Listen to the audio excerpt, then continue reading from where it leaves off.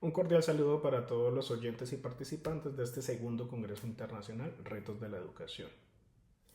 Mi nombre es Baronio José Correa Fuentes, estudiante del doctorado en Educación de la Universidad Antonio Nariño. Y hoy me complace compartir con ustedes esta ponencia titulada El ensamble musical escolar como espacio de resonancia y colaboración, una revisión bibliográfica exploratoria 2016-2025. En la educación actual se insiste en la necesidad de formar estudiantes capaces de aprender y construir conocimiento en colaboración. Este propósito está presente en los lineamientos de organismos internacionales como la OCDE y la UNESCO y en los currículos escolares más recientes. Sin embargo, los estudios revisados muestran que la práctica educativa continúa orientada hacia el trabajo individual y la evaluación del desempeño, lo que restringe la interacción auténtica entre los estudiantes. En el campo musical esta tensión es especialmente visible. Diversas investigaciones señalan que el ensamble escolar facilita la coordinación, la escucha y la cooperación, pero también advierten que con frecuencia se utiliza sin una intención pedagógica clara, enfocado más en resultados que en procesos de aprendizaje. A partir de esta contradicción surge la necesidad de revisar cómo se concibe el ensamble dentro de la educación escolar y cuáles son las condiciones que podrían convertirlo en una experiencia formativa realmente colaborativa.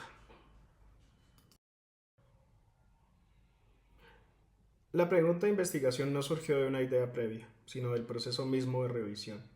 Al analizar los estudios fue evidente que la mayoría coincidían en reconocer el valor formativo del ensamble musical, pero pocos explicaban cómo se producen en él las dinámicas colaborativas o bajo qué condiciones se sostiene. En muchos casos el ensamble aparecía descrito como una práctica artística, pero no como un espacio intencionado de aprendizaje colectivo. Esa ausencia de una mirada pedagógica clara marcó un vacío en la literatura. A partir de esa constatación se formuló la pregunta central que orienta esta revisión.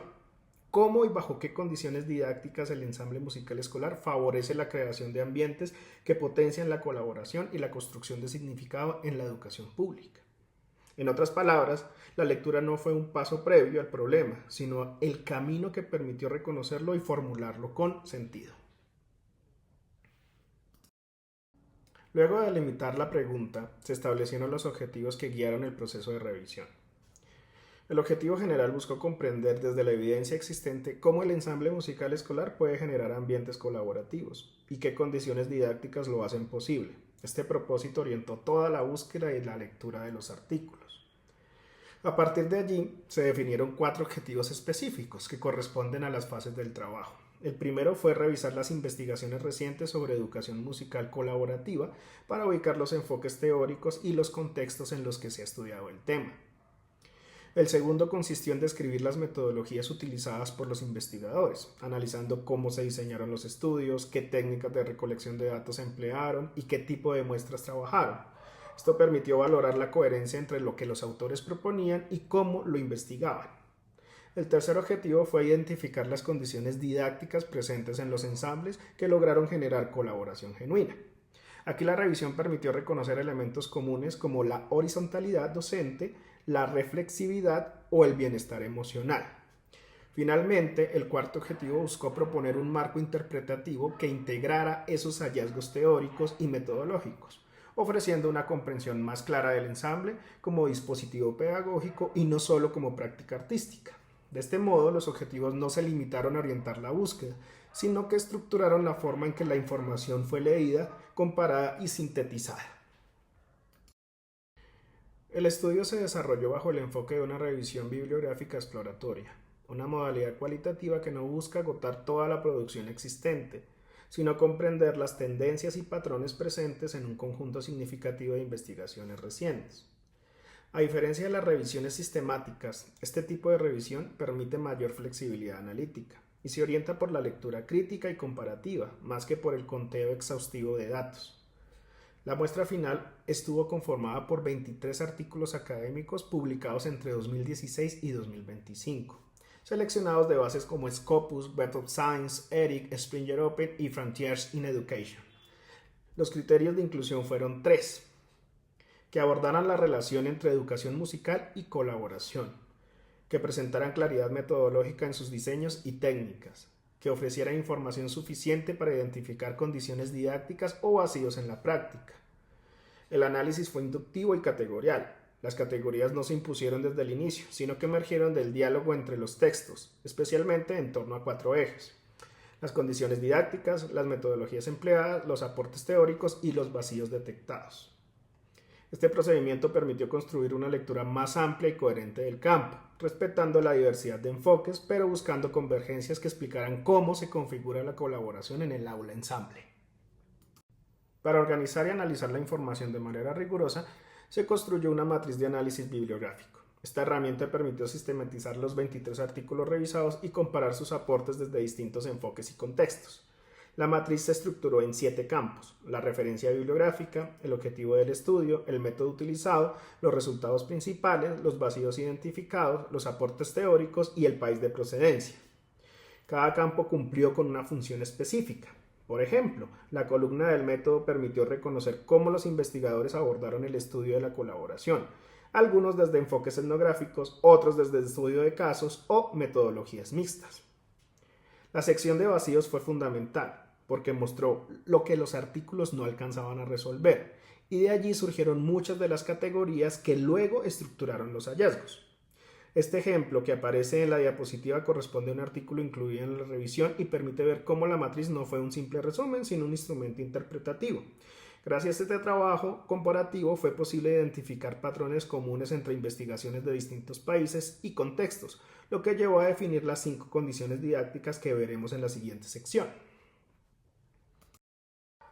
La revisión permitió identificar 5 condiciones didácticas recurrentes en los estudios que analizaron la colaboración dentro de contextos musicales escolares. La primera es la relación horizontal entre docente y estudiantes.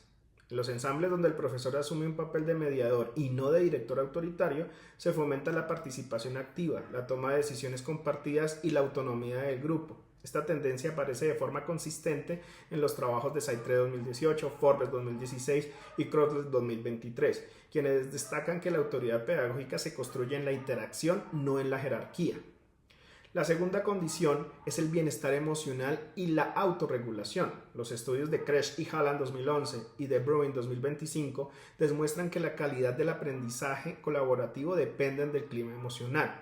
La gestión de las emociones y la empatía entre los miembros del grupo permiten sostener la cooperación y evitan que la diferencia de habilidades se convierta en fuente de tensión. En tercer lugar, se encontró la mediación tecnológica reflexiva. Las investigaciones recientes sobre aprendizaje musical con apoyo digital, como Wild and Wheat 2025, Cuervo et al. 2022, evidencian que el uso de grabaciones, plataformas o recursos audiovisuales favorecen la autoevaluación y el trabajo en equipo, siempre que haya una intención pedagógica detrás.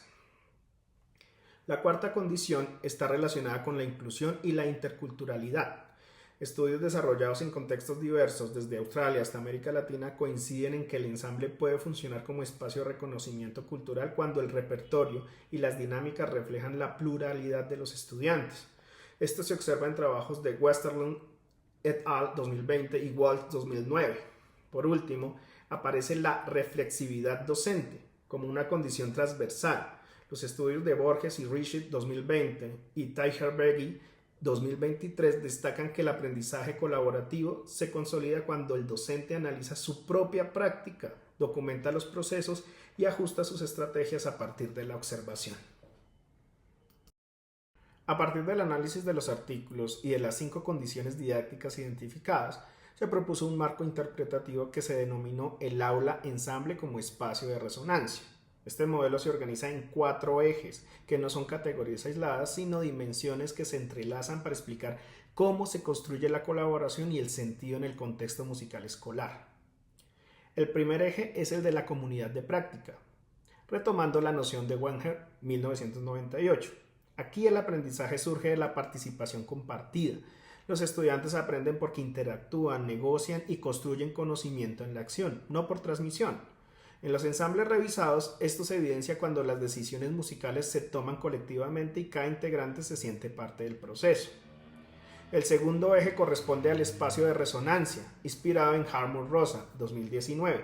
La resonancia no se entiende solo como respuesta sonora, sino como vínculo de reciprocidad entre las personas y el mundo.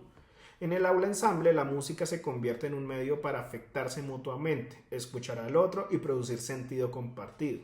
Es allí donde el aprendizaje se vuelve realmente dialógico. El tercer eje aborda la interculturalidad y la inclusión, desarrolladas por autores como Westerlund, Party and Carson 2020 y Walsh 2009. Desde esta perspectiva, el ensamble es un espacio que reconoce la diversidad de orígenes, repertorios y experiencias. No se trata solo de tocar juntos, sino de aprender a convivir entre diferencias. En los estudios revisados, los ensambles más inclusivos fueron aquellos que incorporaron repertorios locales o tradiciones de los propios estudiantes. Finalmente, el cuarto eje es el de bienestar y la agencia, sustentado en De Bruin 2025 y en la teoría de la autodeterminación de Deci y Ryan 2000.